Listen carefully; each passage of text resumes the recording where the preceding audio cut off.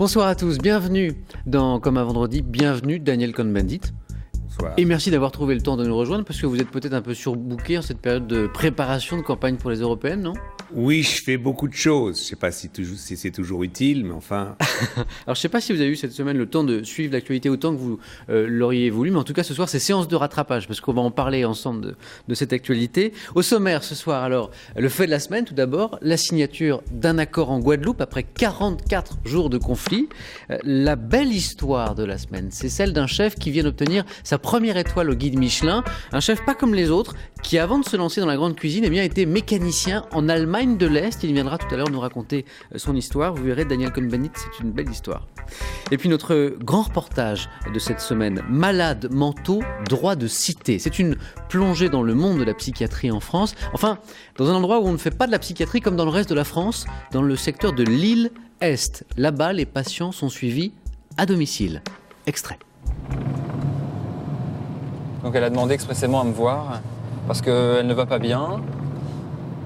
Elle disait qu'elle avait des idées plutôt noires, plutôt moroses en ce moment. Comment ça va ? Je voulais me tailler les veines avec un couteau. Vous l'avez déjà fait ça ? Ouais. Quand j'étais en foyer, j'ai déjà fait. Donc ça allait très très mal la semaine dernière. Ouais. D'accord. Et aujourd'hui, il n'y a plus d'envie. Pour l'instant. Pour l'instant, d'accord. Tant qu'elle peut rester chez elle, c'est bien pour elle. Ça lui permet de garder ses repères dans la ville. On conserve un maximum d'autonomie comme ça. Et là, c'est moi et mes deux voisines en dessous. Malades mentaux, droit de cité. C'est le grand reportage de Daniel Cohn-Bendit, vous vous en souvenez sans doute de cela, c'était il y a 3 mois. Un étudiant était poignardé en pleine rue à Grenoble par un malade mental, un schizophrène, qui avait fugué d'un hôpital psychiatrique. Résultat, le président Sarkozy appelait une réforme de la psychiatrie visant notamment à mieux contrôler les patients dangereux. Alors le projet de loi, il est prêt, il doit être présenté au printemps prochain. L'occasion pour, comme un vendredi, de se pencher sur le système psychiatrique français, sur une expérience en particulier, celle que mène depuis 30 ans le secteur psychiatrique de Lille-Est. Le mot d'ordre, il est simple, le moins d'enfermement, le moins d'hospitalisation possible, au contraire, tout faire pour que le patient puisse vivre dans la cité. Malades mentaux, droit de cité, c'est notre reportage et il est signé Hervé Zino et Jean-Christophe Duclos. Si vous ne croyez pas, je vous l'ai dit, j'ai pas vivre. Leur vie, ce n'est pas l'hôpital, leur vie, c'est leur domicile. Et à nous, soignants, d'aller vers chez eux. Il y avait des envies de vous jeter sous une voiture, elle me dit. Ouais. Vous l'avez fait ou pas ? Non, mais j'ai peur quand je sors dehors. Il n'y a pas de tension, on n'est pas sous tension. À demain. À demain. Quand vous tombez, ces infirmiers, ils sont là pour vous relever à chaque fois. Tant qu'elle peut rester chez elle, c'est bien pour elle. Ça lui permet de garder ses repères dans la ville. On conserve un maximum d'autonomie comme ça. Si j'avais été dans un milieu hospitalier, j'aurais pas évolué de la même façon, ça c'est sûr.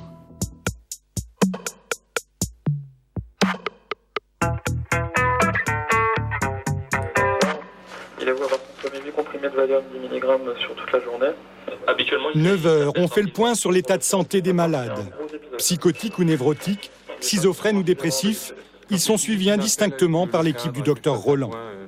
Avec lui, le cadre, et puis... Cette équipe intervient sur 6 communes de la banlieue est de Lille.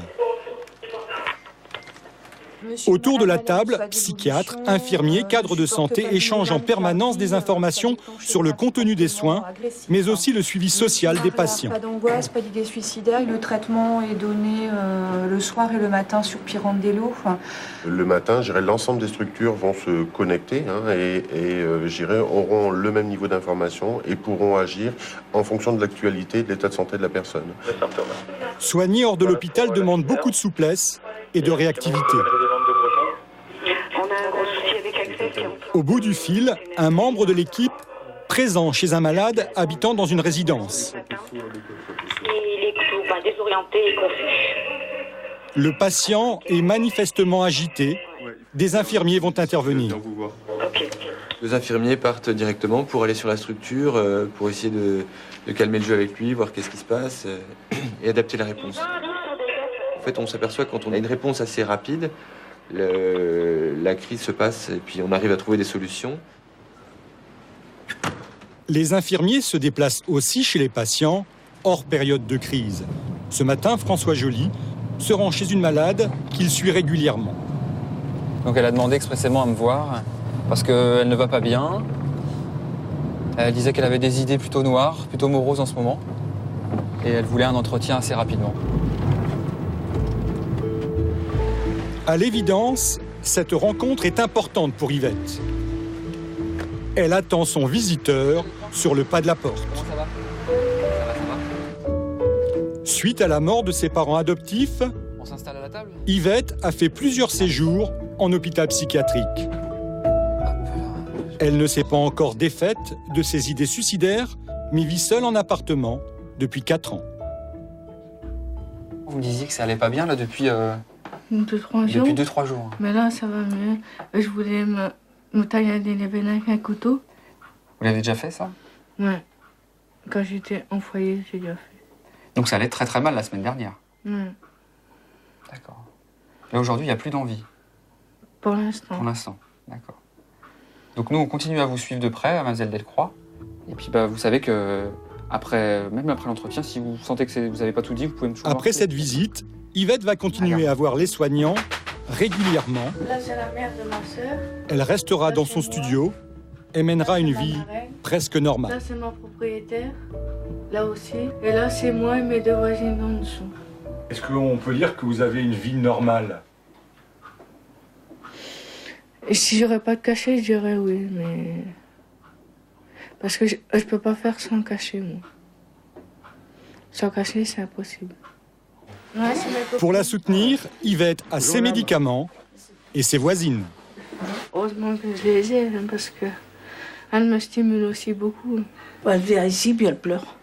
Puis je pleure avec elle, mais je dis, Yvette, il faut prendre le dessus. Elle m'apporte le bonheur. Yvette est autonome, mais elle n'est pas livrée à elle-même. L'équipe du secteur de psychiatrie veille sur elle à distance.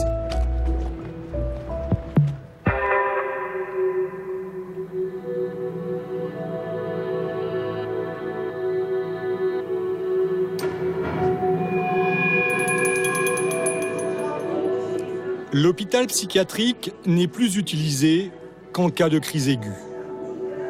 Ici, les malades sont surveillés en permanence par un infirmier.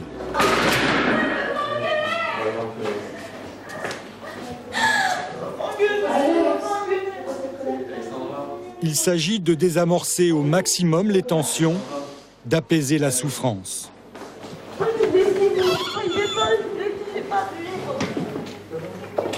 L'objectif est que les personnes ne soient hospitalisées que pendant le temps nécessaire d'hospitalisation pour eux dans leur pathologie. Donc la crise est uniquement la crise. Cette jeune femme essaie de se pendre à une armoire métallique avec un foulard. L'équipe soignante intervient immédiatement. Quelques instants plus tard, elle pourra à nouveau circuler librement dans l'hôpital. Tout est fait pour ne pas surajouter l'enfermement à la crise. Les malades évoluent dans un espace sans contrainte. Aucune contention, pas d'isolement. Vous voyez, les chambres sont ouvertes. Le patient vient de sortir. Les chambres sont ouvertes. Vous avez ici une chambre type. Elles sont toutes identiques. On renforcera éventuellement le niveau de vigilance, la présence d'infirmiers, parfois un agent de sécurité extérieur, mais jamais on isolera la personne dans sa chambre. Pour cette patiente, la période de crise est passée.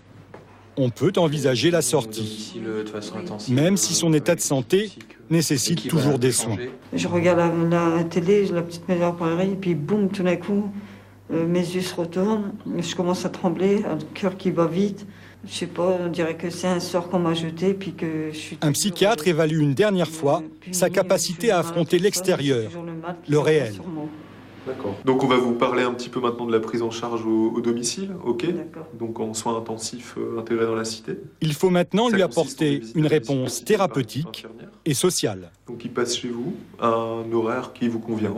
Je ne sais pas à quelle heure vous préférez qu'on passe. 10h, c'est bon. 10h, d'accord. Donc les infirmiers passeront tous les matins à 10h. Vous avez des questions ? Non, tout a été dit. Tout a été dit, ouais. En tout cas, je vous souhaite un bon retour chez vous alors. Et puis en espérant vous revoir, mais pas ici. Hein. Après 5 jours passés à l'hôpital, elle va poursuivre le traitement chez elle, en famille. Sylvain est sorti depuis plusieurs semaines. Aujourd'hui, il vit seul dans son appartement. C'est un peu un sanctuaire, c'est mon sanctuaire. Un univers tout à fait particulier dont l'ordonnancement est géré par ses TOC, ses troubles obsessionnels compulsifs. Lui, empile, amasse, protège sous des emballages plastiques. Un TOC apparu à l'adolescence après un grave traumatisme. Il y a le lieu où il y a l'ordinateur et qui est mon contact avec la société. Après, il y a le lieu où je dors, qui est mon lit. Là, j'ai mis des affaires dessus pour vous recevoir parce que tout était mis où vous êtes. Et après, il y a l'espace pour manger qui se réduit à peut-être 1 mètre carré. Attention, c'est un espace vital que je déteste, que je ne voudrais pas. Mais la maladie fait que je dois y vivre dedans. C'est le coin repas. C'est le coin repas et... Vous mangez là où vous êtes actuellement? Oui, ici, là, précisément. Affronter ces TOC, c'est aussi ne pas nier la réalité de la maladie, cette obsession de l'accumulation. L'accès aux choses est très difficile. Comme le frigo, c'est réduit, ça s'ouvre jusque-là. C'est dans son cadre familier, dans cet appartement, que Sylvain doit d'abord apprendre à vivre avec sa maladie, puis la combattre avec l'aide de l'équipe soignante. Ce que vous voyez là, c'est rien du tout. Ça a été 10 fois pire. Et grâce à eux, on a fait un travail formidable, fabuleux. Ils m'ont sauvé plusieurs fois du précipice ou de la falaise. Le secteur de psychiatrie G21, c'est un bassin de population de 86 000 habitants. Dans ce secteur, 2200 personnes sont suivies chaque année pour troubles psychiques. Rester dans la ville en contact avec ses proches, c'est une des clés de la guérison. Même au plus fort de sa dépression, Françoise n'a jamais envisagé d'être traitée ailleurs que chez elle. Ces repères, quand on est malade, c'est très important. Il faut se sentir entouré, il faut qu'on ait toute la chaleur humaine, dans la mesure où on a de la famille. Bon, je sais que tout le monde n'a pas une famille, tout le monde n'a pas des amis. Mais il y a toujours un petit quelque chose derrière qui fait que vous pouvez vous y rattacher. Si j'avais été dans un milieu hospitalier, je n'aurais pas évolué de la même façon, ça c'est sûr.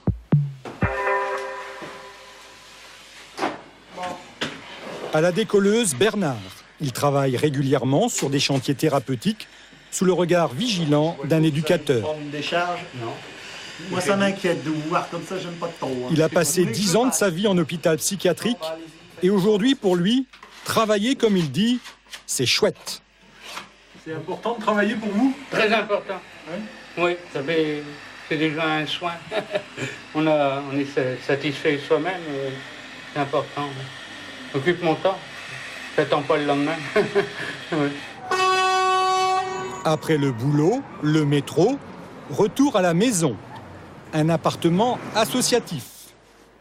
Bernard cohabite avec Marceau, dépressif, et Song, schizophrène comme lui. Une maladie qui se caractérise par une modification de la personnalité et une perte de contact avec le réel. Donc ça, c'est votre chambre? Oui, ça, c'est ma chambre. Oui. J'apprends le chinois. Le Xiangshang Nizao. L'Aïjan, c'est en revoir. On considère que Bernard est stabilisé, même s'il prend des médicaments tous les jours. De 6, 10. Ici, c'est la croix, c'est 6. 100, 6, lieu, qui, bas, yeux, si. Ma raison d'être. Ma raison d'être. Chinois pour Bernard, sortie culturelle pour Yvette, en compagnie de 3 autres malades. Vous allez voir, c'est 3 boulots radicaux autour de la photographie, mais comme on n'a pas l'habitude d'en voir. C'est 2 diapositives projetées. Ils s'ennuyaient chez lui. Visite guidée pour se changer les idées. Photos sur fond noir pour oublier le cafard. C'est vrai que quand on le regarde, ça fait écriture. Ah ouais, on va rester dans les animaux peut-être. Ouais, ça permet de sortir de chez moi comme ça. Et de moins penser à être malade. Bernard prépare le repas pour la maisonnée. C'est une petite vie de famille, quoi. Ouais, c'est une vie de famille. Ça brise la solitude, on se trouve pas tout seul. Frites au menu ce soir. La journée s'achève tranquillement.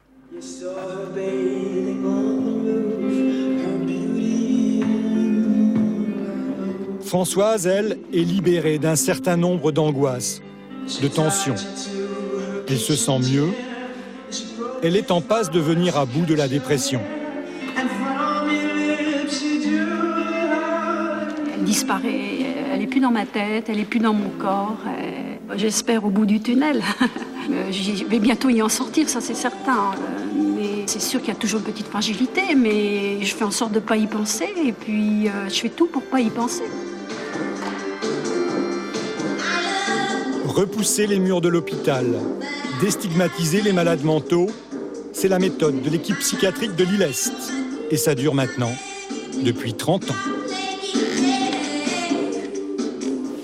Voilà, ça fait 30 ans qu'on fait cela, qu'on essaie de faire cela au secteur psychiatrique de Lille-Est. Et le responsable de tout cela, celui qui s'est lancé dans ce sacerdoce, il est avec nous, c'est le docteur Jean-Luc Roland. Bonsoir, merci de nous rejoindre. Avant de vous donner la parole, j'aimerais savoir d'abord, Daniel Cohn-Bendit, ce que vous pensez de tout cela, tout ce que nous venons de voir. Eh bien écoutez, comme Sarkozy disait qu'il fallait liquider 68, après la fin des années 60, sont nées ces expériences. Bassaglia, il y avait Félix Guattari, avec Laborde, il y avait plusieurs. Donc il dit qu'il fallait réinventer la psychiatrie. On ne peut pas enfermer les gens comme cela, et ces expériences sont extraordinaires. Au lieu de dire n'importe quoi. Alors évidemment, il y a des fois où ça ne marche pas. Mais combien de fois où ça marche pour des milliers et des milliers de malades psychiatriques, non pas seulement chez lui, mais il y a plusieurs expériences, il y avait ce genre d'expérience en Italie, en Allemagne, etc. Et je crois qu'il faut montrer ces reportages pour redonner du courage aux familles. Combien de familles souffrent parce qu'ils ont quelqu'un qui est schizophrène, enfin, c'est encore plus, ou une autre maladie mentale. Et moi, je trouve ça absolument merveilleux. Alors, Jean-Luc Roland, dans ce reportage, on a l'impression que tout va bien. Je m'explique. Que vous avez les moyens pour soigner les patients. On trouve des appartements, on les emmène voir des expos. À l'heure où l'hôpital public, par exemple, lui, se plaint de ne pas avoir de moyens, ça semble étonnant. Mais c'est peut-être pas la réalité. Vous avez les moyens ? Bon, on a les moyens parce qu'on se bat pour les avoir aussi. Et puis, on a les moyens que nous donne la cité, la communauté, comme on dit. On a les moyens que nous donnent les municipalités. Les 150 appartements qui nous ont été donnés depuis maintenant 25 ans, ça a été grâce à l'implication forte des élus locaux. Donc ça, c'est Lille, c'est la banlieue est de Lille. C'est 6 communes, qui soient de droite ou de gauche d'ailleurs, je tiens à le dire. C'est assez important parce qu'on trouve toujours des gens qui sont concernés par les troubles mentaux, la maladie mentale dans la population. Ça touche une personne sur 4. Donc on trouve toujours dans un conseil municipal quelqu'un qui va s'intéresser. Voilà. Daniel Cohn-Bendit faisait allusion au président Sarkozy, qui a appelé, je le disais tout à l'heure, à mieux contrôler les patients dangereux. Ça semble à l'opposé de votre démarche. Alors, moi je suis pour la sécurité, pour les patients et pour la société. Oui. Alors ça veut dire quoi ? Ça veut dire que il faut absolument pouvoir soigner les gens le plus vite possible. Et il faut que les gens n'aient plus peur de venir se faire soigner. Alors quand vous avez un système qui est ouvert, comme vous l'avez vu, quand vous avez un système où on sait qu'on peut offrir des soins dans la cité, des soins en famille d'accueil, à court terme... Les gens ont moins peur. Mais les gens ont moins peur, ils viennent nous voir. C'est plus facile. Et à partir de ce moment-là, on peut faire de la médecine de prévention. Et il faut absolument vraiment différencier ce qui est de la prison et de l'hôpital. Parce que si les personnes viennent à l'hôpital, tombent sur une porte fermée, sur des barreaux, comment voulez-vous que la population vienne nous voir ? Mais, Daniel Cohn-Bendit. Oui, c'est évident. Ce sont des malades.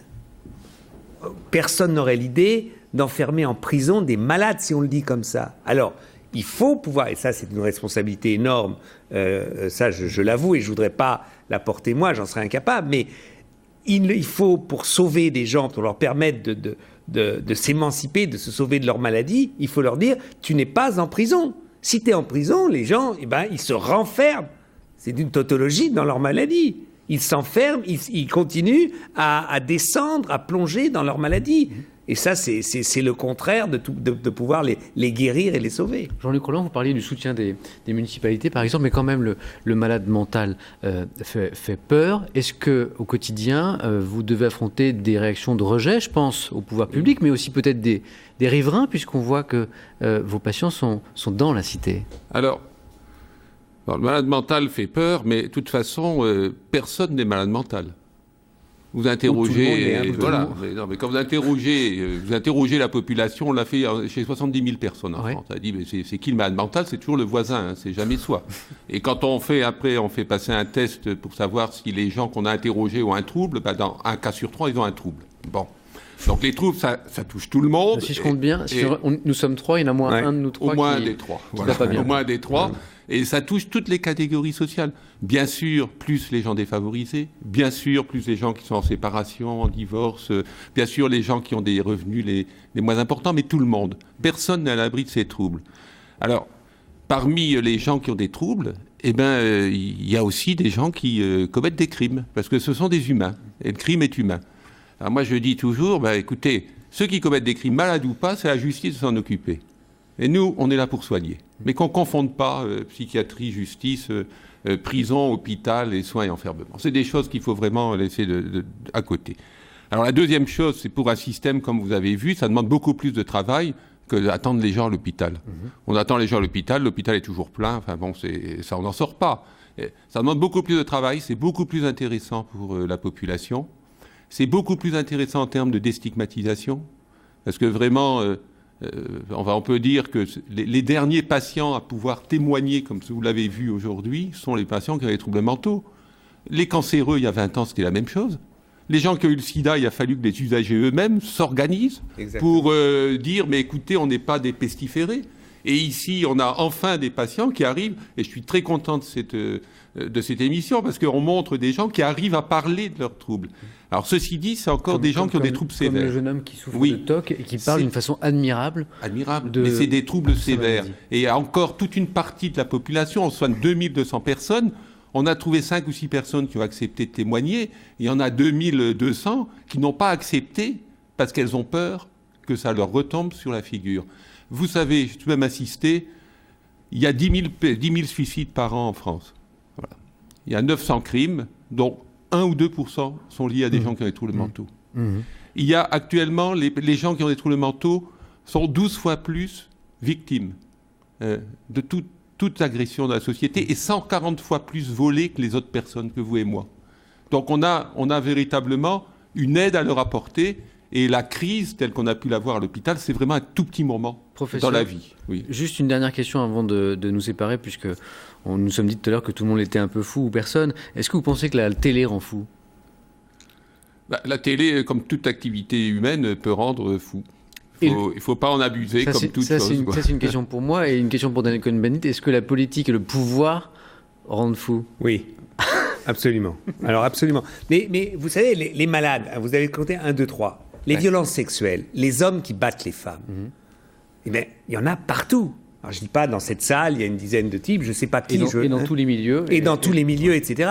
Vous allez les enfermer tous? Non, il faut les guérir. C'est une maladie. Et donc, je crois que vraiment, c'est dramatique, cette agressivité contre les malades telle qu'elle est exprimée par la volonté de Sarkozy de cette nouvelle loi. Il faut vraiment protéger la société, les gens, les familles, contre ce type d'agressivité politique. Jean-Luc Roland, merci beaucoup d'être venu témoigner ce soir dans Comme un vendredi. Pour revoir cette émission, c'est facile, france3.fr. Je vous souhaite une bonne fin de soirée et un très bon week-end à tous. À la semaine prochaine.